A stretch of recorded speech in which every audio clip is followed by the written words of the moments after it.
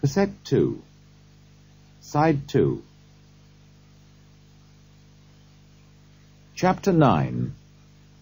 Dr. Jekyll's Confession. I was born in the year 18...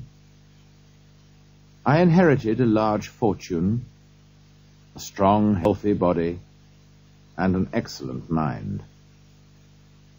I was naturally hard-working, and soon I was extremely successful in my chosen work as a scientist. Although I was still young, important people came to me for advice. At an age when most young men are going out and having fun, I was behaving like a grey-haired old man. This was not easy for me. The outside world saw a serious, hard-working doctor. Behind this quiet character, however, was an active, fun-loving young man about town. This, of course, was nothing to be ashamed of, but I did not realize that at the time. I was ashamed, and I soon learned to keep my two lives separate. I was not dishonest in any way. Both these people were me. The serious, successful young doctor was me, and the wild, fun-loving, irresponsible young man was me too. I thought about this for a long time, and slowly I realized that I was not extraordinary in this. Every man has two sides to his character. He is two people.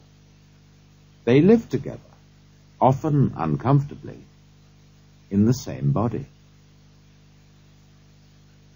How fantastic, I thought, if I could separate these two characters and give my fun-loving side his freedom. Then he could go out and enjoy himself unashamedly, and leave serious, studious Dr. Jekyll to get on with his important life-saving work. Was it possible, I wondered, to find a drug that could give each side of my character its own separate face and body? After much thought and careful study, I believed I had found the answer. I had read many scientific books and spent many hours in my laboratory searching for the right mixture of chemicals to make my drug. At last, I had everything I needed except a special kind of salt. I bought some from a chemist, and then I was ready. I hesitated for a long time before I began my experiment. Only a small mistake in the mixture of the drug could mean immediate death. But in the end, my wish to know was stronger than my fear. And so, late one disastrous night, I mixed everything together and prepared my drug. I watched the smoke rising from the liquid as it changed color from red to purple and at last to green. Then, bravely, I drank every bitter drop. I felt a violent sickness in my stomach and a terrible pain in all my bones. The room seemed to turn round and round, and I trembled with fear. Then the fear and pain disappeared, and a strange, sweet feeling took its place. Wild thoughts danced through my mind. They were not good, serious thoughts. They were the wild passions of an evil and cruel stranger. but inside myself I felt younger, lighter, more carefree than ever before. If this is pure evil, I thought, I like it. I stood there, enjoying these strange new thoughts and passions, and suddenly realized that I was shorter. At that time, there was no mirror in my study. Later, I put one on the wall of my study so that I could watch these changes in my appearance. Now, however, it was 3 o'clock in the morning, and all the servants were asleep. I decided it was safe to go to my bedroom in my new body and take a look at myself in the mirror there. I crossed the garden and entered my house like a stranger. As I came into my room, I saw Edward Hyde for the first time. At that time, the good side of my character was stronger than the evil side. Henry Jekyll had his faults, but he was mostly a good, kind man. I cannot be sure, but I believe that is the reason why Edward Hyde was so much smaller than Henry Jekyll. But that was not the only difference between the two men. Henry Jekyll had a kind, open, honest face. Pure evil stared out of Edward Hyde's eyes. I felt no dislike, however. Indeed, I welcomed him. Edward Hyde was me, young and strong, and full of life. Later, however, I noticed that Hyde's appearance and manner had a strong effect on other people. Nobody could meet Edward Hyde without a feeling of dislike and horror. I believe I understand the reason for this too. Everyone is a mixture of good and evil. Even the worst criminal has a little good in him.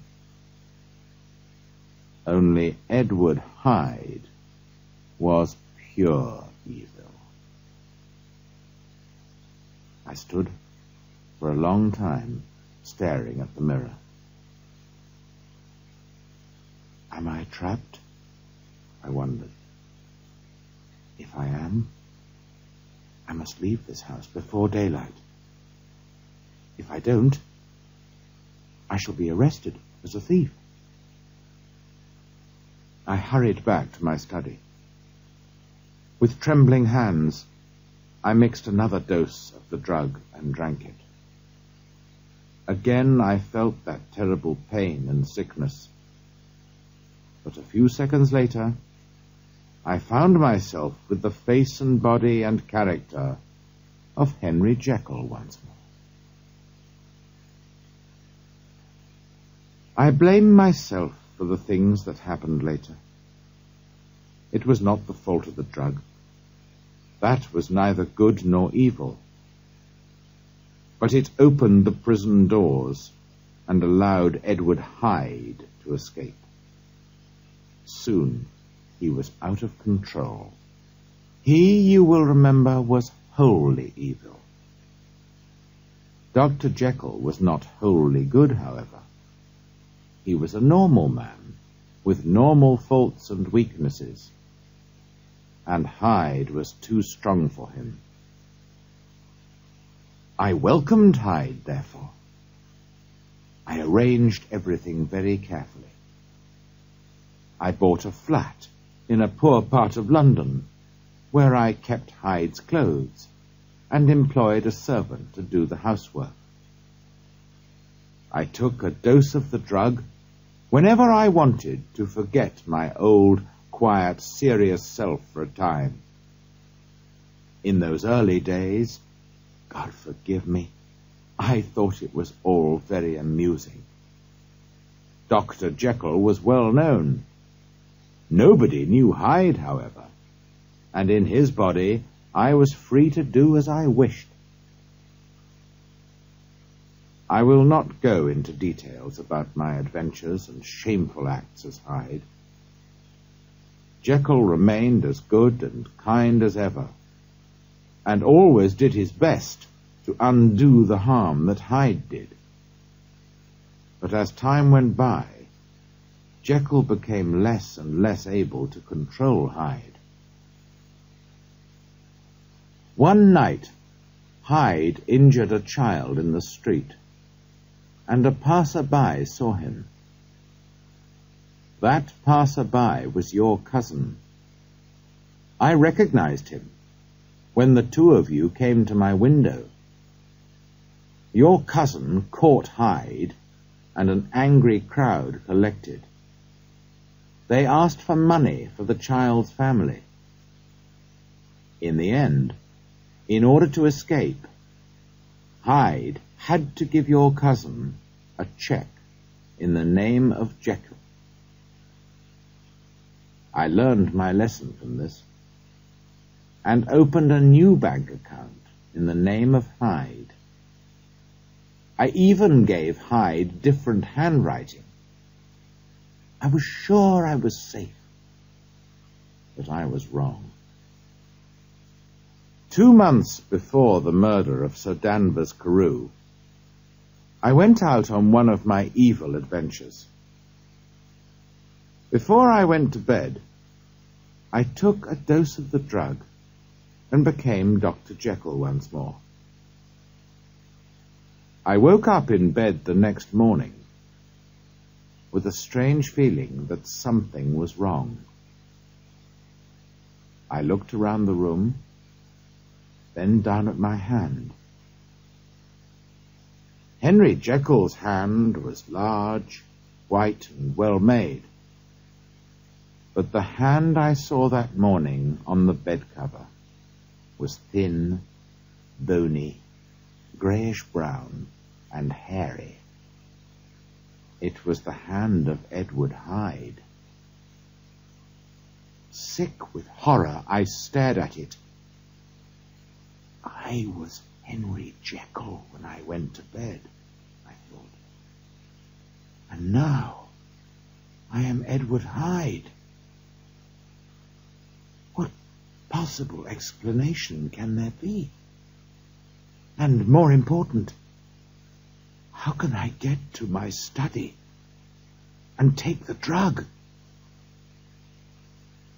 Then I realized that the servants were quite used to the comings and goings of Hyde. I put on Hyde's clothes and marched confidently through the house.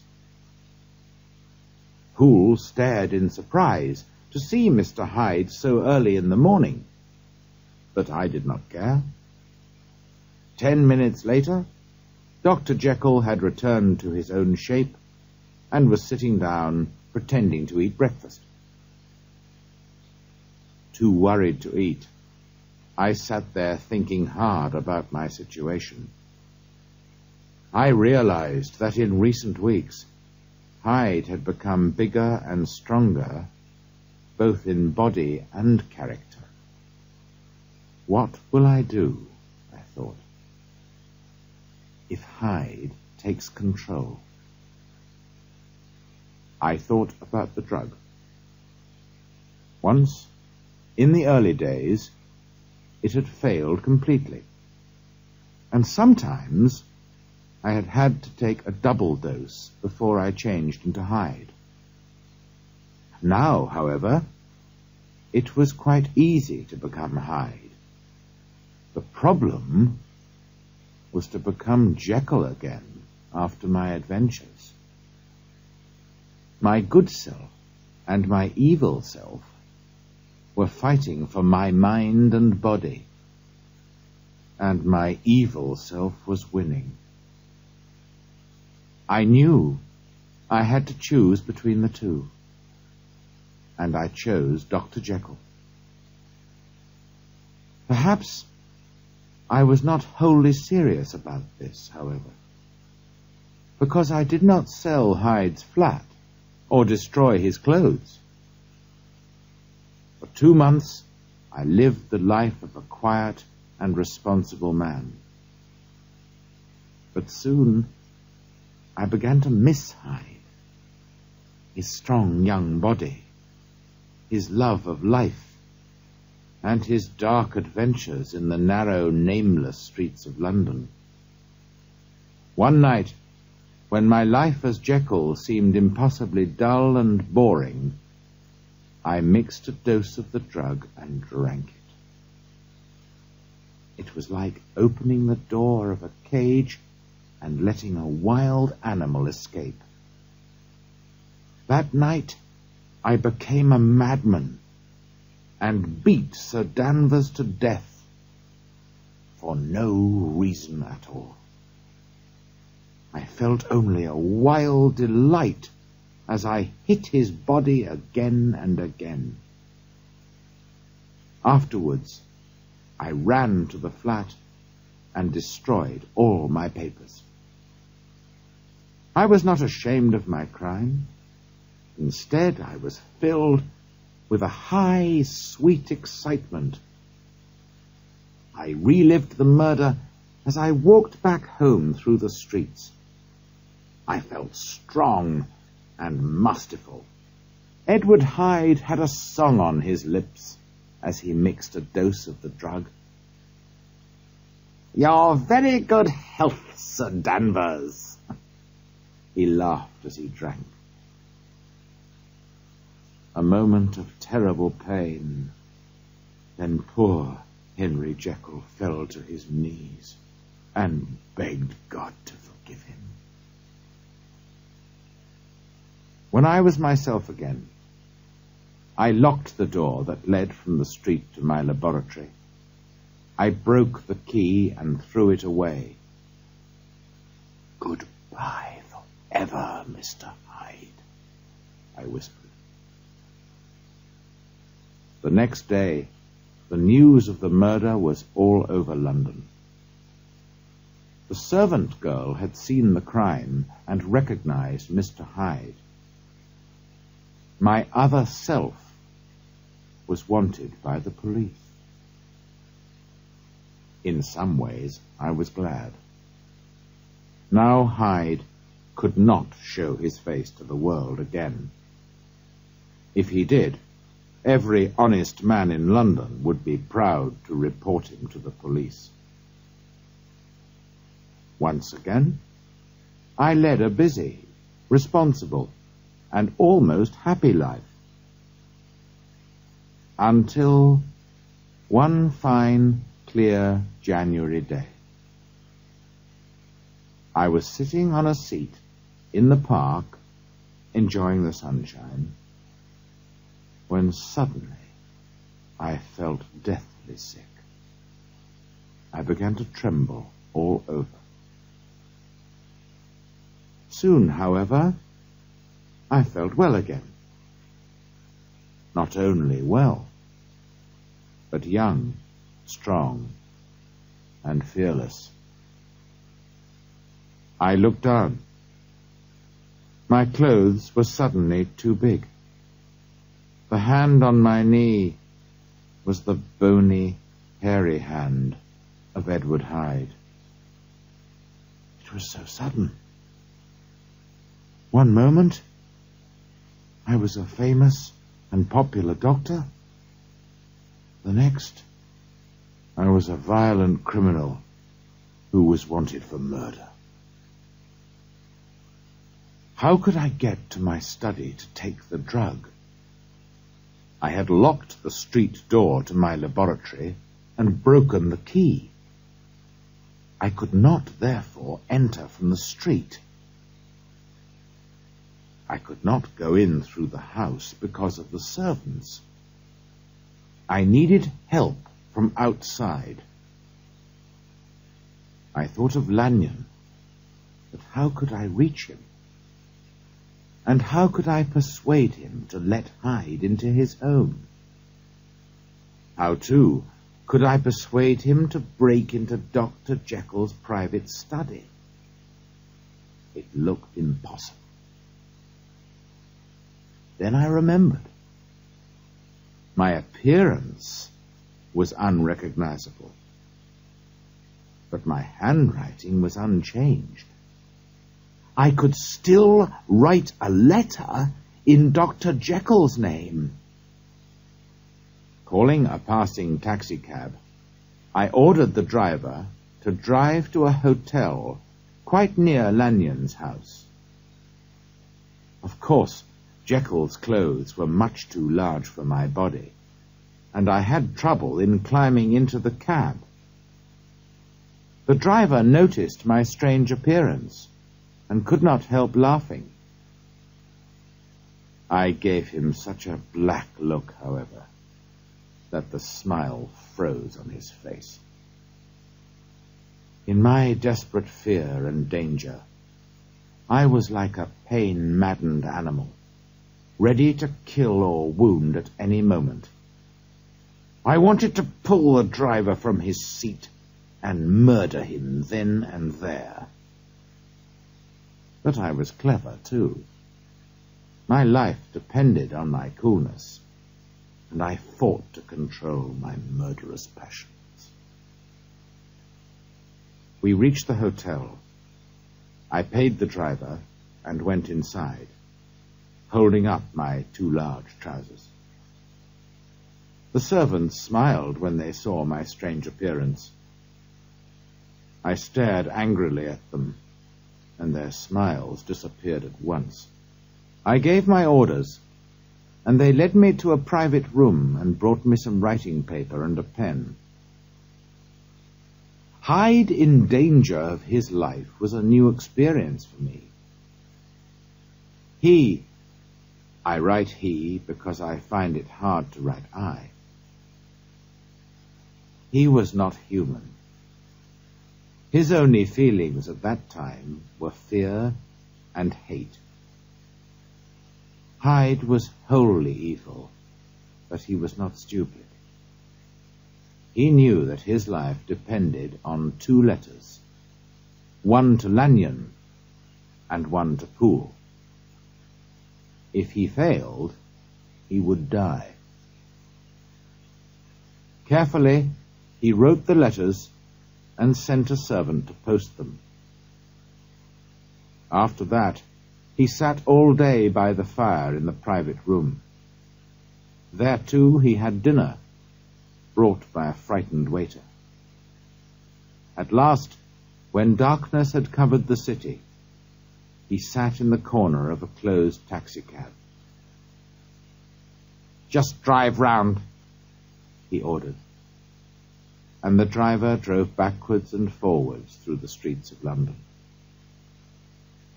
Then, when Hyde thought the driver was beginning to suspect something, he sent the taxicab away and continued on foot. He was a strange figure in his too large clothes, with fear and hate staring out of his eyes. He walked along, talking to himself. Once a woman spoke to him. "Will you buy my matches, sir?"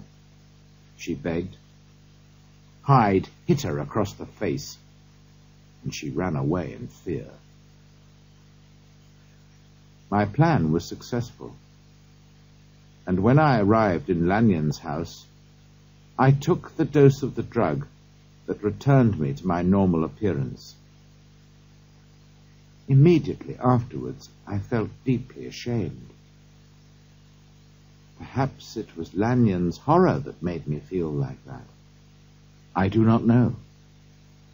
But I hated myself, and I was conscious of an important change in my feelings. I was no longer afraid of the police. I was afraid of Hyde himself. The thought of his short, strong, hairy body and his evil, cruel, wholly selfish mind filled me with horror. Exhausted by the horrors of that day, I slept heavily. I woke in the morning feeling weak and shaky, but quite normal. I still hated and feared the thought of the wild animal inside me, and I had not forgotten the desperate dangers of the day before. But I was at home and close to my drugs, and I was most deeply grateful for my escape. I was walking across the garden after breakfast, enjoying the clear, wintry air, when suddenly my body was again torn by those indescribable feelings which I always experienced after a dose of the drug. I only just reached my study before I was again burning and freezing with the violent passions of Hyde. With feverish speed, I mixed the drug. This time, I had to take a double dose to return to my old shape. And then, only 6 hours later, the pains returned and I had to repeat the dose. From that day onwards, the situation worsened. I needed larger and more frequent doses in order to stay in Jekyll's body. The pains came unexpectedly, but most of all when I was asleep. I was afraid to go to bed, or even to sleep for a few moments in my chair. If I did so, I always woke as Hyde. Soon, Jekyll was a sick man, feverish and weakened by pain and fear. As Jekyll grew weaker, Hyde became stronger than ever. He burned with hate for everybody and everything. And Hyde and Jekyll now hated each other with equal passion. Jekyll hated Hyde because Hyde was evil and inhuman, and because Hyde was stronger than he was. Jekyll lived in fear of waking up and finding himself in Hyde's body with all Hyde's evil passions. Hyde hated Jekyll for a different reason. His fear of death, the punishment for murder, drove him to the hiding place of Jekyll's body. But he hated this prison, and was always fighting to escape from Jekyll's mind and body, and take control. He also hated Jekyll's weakness and his sad, hopeless condition. Most of all, he hated Jekyll's dislike of him. This was why Hyde sometimes did things to annoy Jekyll. He tore the doctor's books and wrote all over them. He burned his letters and even destroyed a picture of the doctor's dead father. Only Hyde's fear of his own death stops him from killing me. His love of life is terribly strong, and he knows that if he kills me, he too will die. I almost feel sorry for him. It is useless to continue this confession. The final disaster has arrived, and will put an end to my punishment. I shall soon lose my own face and character forever. I have only a few doses of the drug left.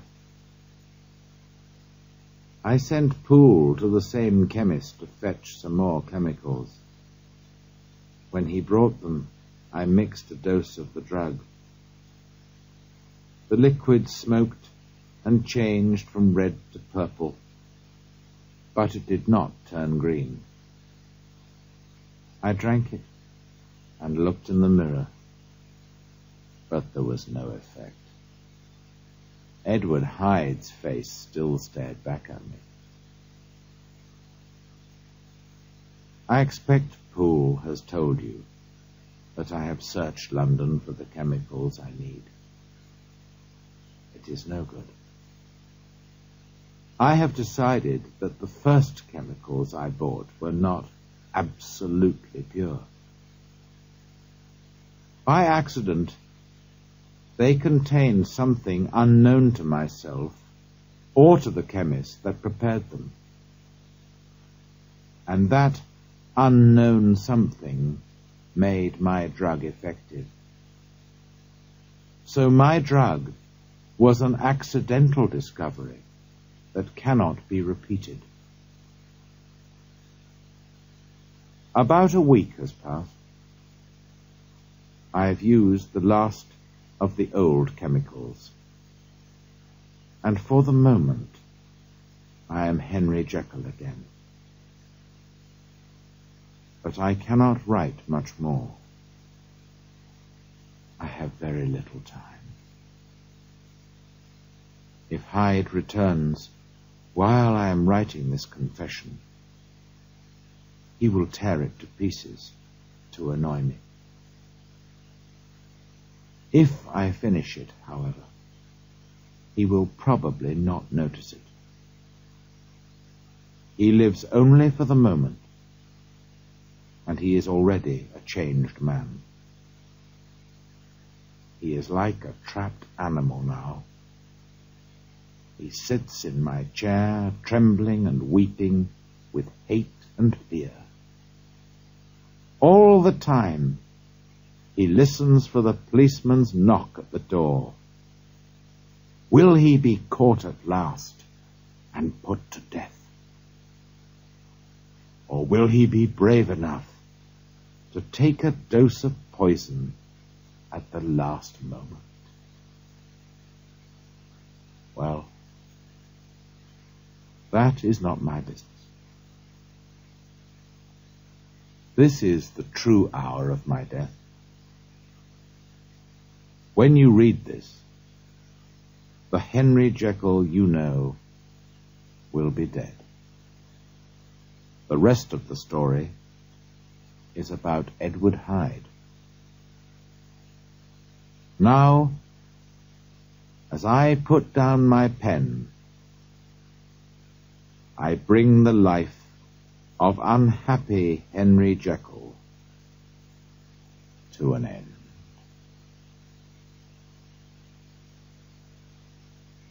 End of side 2.